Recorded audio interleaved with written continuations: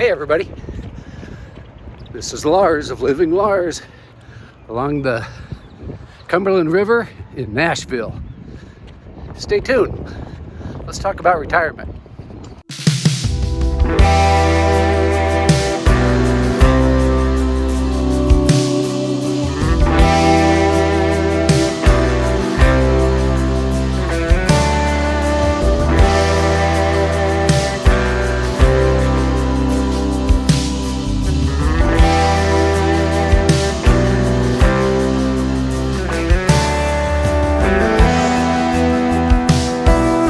Hey everybody, I'm Lars of Living Lars.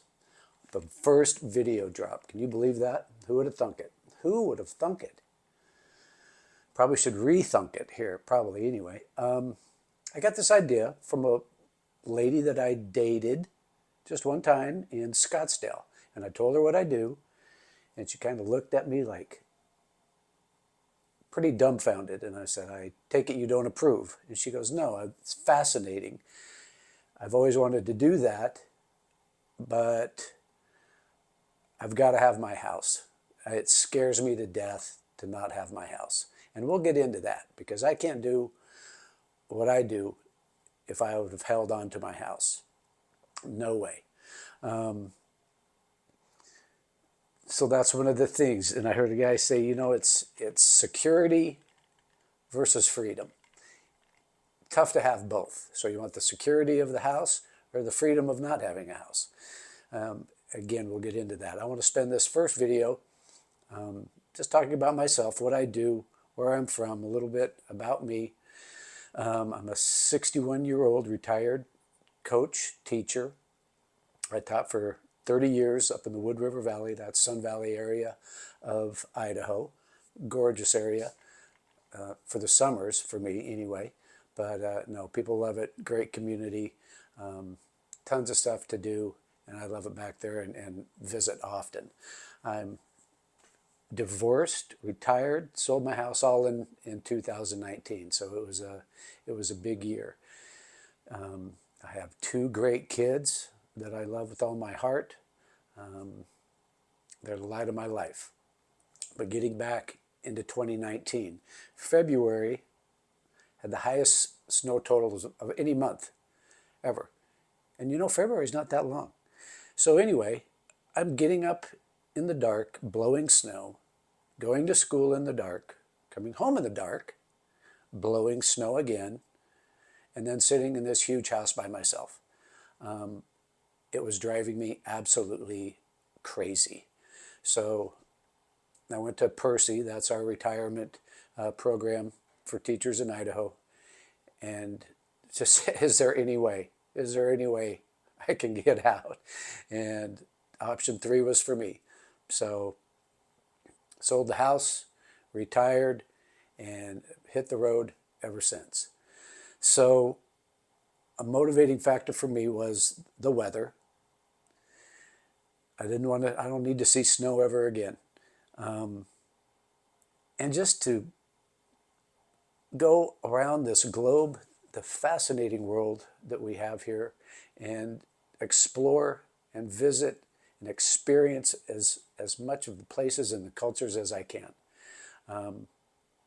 It's always intriguing. It's always fascinating. You have an image of your head of what this place is going to be, and you show up and it's nothing like that. And you wonder how that image got in there. And now you have a whole new image. And it's just fascinating. I love it. And my mother, yes, she's alive, doing well, thank you very much.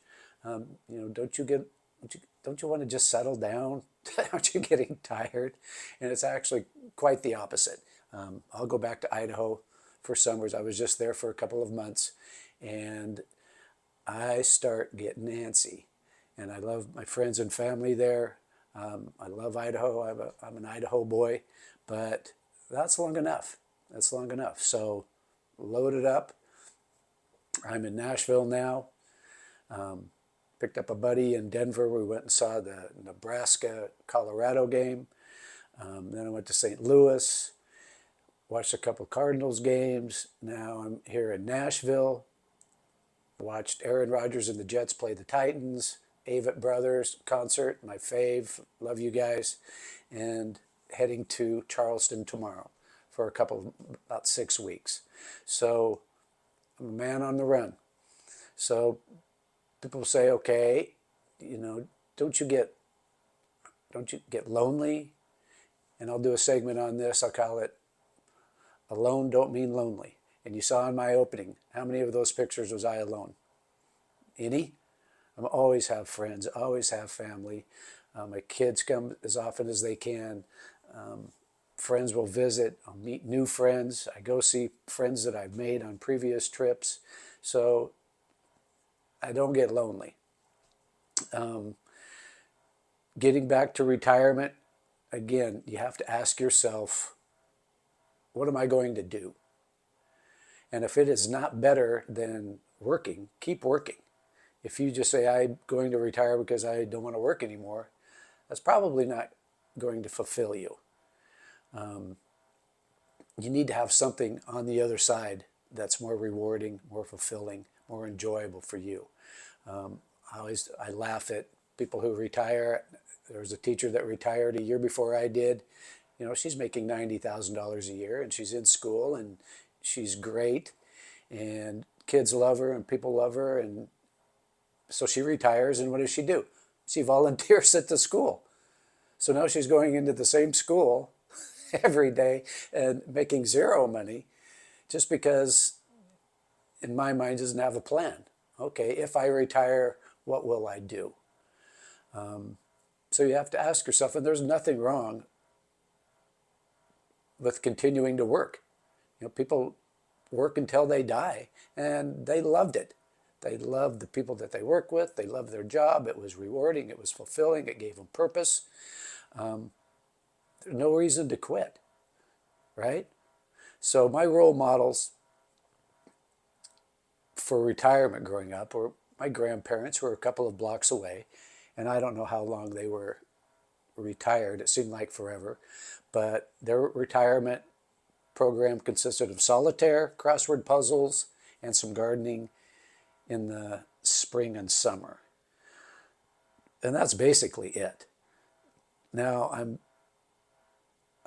there's no way that I could do that. Okay? There is absolutely no way. So if I said on my retirement, so I'm going to retire so I can play solitaire, do crossword puzzles, and continue my black thumb at gardening, there's no way I would have quit. There's no way. So what do you have next? What's the next chapter? That's what I love. It's not one big long life. Our lives are chapters. So I was working, it was a chapter. Being a parent was a chapter. Being married was a chapter. And now my chapter right now is retirement. Again, I don't want to get into too much of this. We'll get into this in subsequent videos. The next one may be, the places we'll go. How do I determine where I'm going? A lot of times it's just random.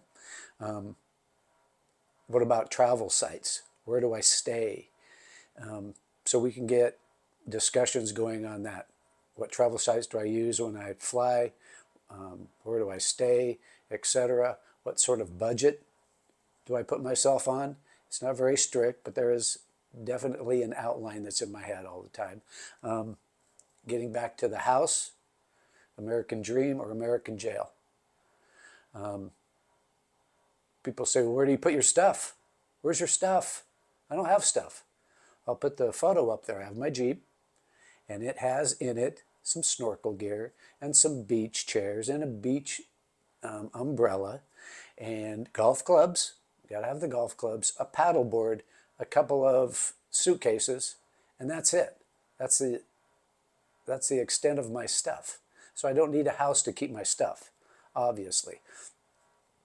People, what about your mail? Where do you get your mail? I don't have mail. Who gets mail? I have an auto pay auto insurance, auto pay health insurance, auto pay phone. That's it. Boop, boop, boop. And that's it. I don't get mail. I don't want mail. You check your mail every day. I haven't checked I haven't checked mailbox in 5 years. So we'll get back to you 1 week. We'll drop, I'm dropping a video, drop another video. Could be on health and fitness, could be on budget, could be on why you don't need a house. It was great raising the kids in your home. Nothing better. Now what do you need it for? Answer is you probably don't. So check back in a week. You know what to do. Click, hit, like, subscribe, whatever, and we'll see how this goes. We wanted everything,